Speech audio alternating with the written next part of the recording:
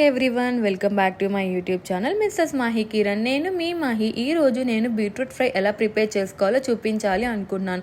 Beetroot హెల్త్కి చాలా మంచిదండి. బ్లడ్ లెవెల్స్ ఇంక్రీజ్ అవ్వడానికి యూజ్ అవుతుంది. ఈ రెసిపీ ఇలా ప్రిపేర్ చేస్తే బీట్రూట్ తినని వాళ్ళు కూడా చాలా ఇష్టంగా తింటారు. నేను ఈరోజు బీట్రూట్ని ఇలా సన్న ముక్కలుగా కట్ చేస్తున్నాను. ఇలా కట్ చేయడం వల్ల బీట్రూట్ ఈజీగా ఫ్రై అయిపోతుంది.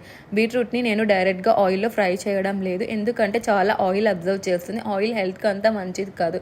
కట్ చేసుకున్నటువంటి బీట్రూట్ ముక్కల్ని ఇలా స్టీమర్లో యాడ్ చేసేసి మీడియం ఫ్లేమ్లో మూత పెట్టేసి 10 మినిట్స్ స్టీమ్ చేస్తున్నాను.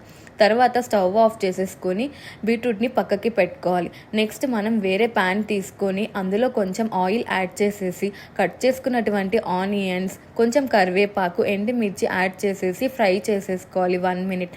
తర్వాత మనం స్టీమ్ చేసుకున్నటువంటి బీట్రూట్ ముక్కల్ని ఇందులో యాడ్ చేసేసి ఇందులో 1 స్పూన్ ఉప్పు, 2 స్పూన్ల కారం యాడ్ చేస్తున్నాను స్పైసీనెస్ కోసము.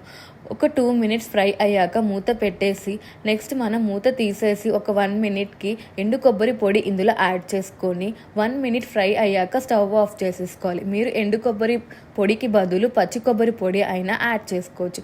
అంతేనండి, ఎంతో టేస్టీగా ఉండే బీట్రూట్ ఫ్రై రెడీ. దీన్ని మనం రైస్ రోటీలోకి సర్వ్ చేసుకుంటే చాలా టేస్టీగా ఉంటుంది.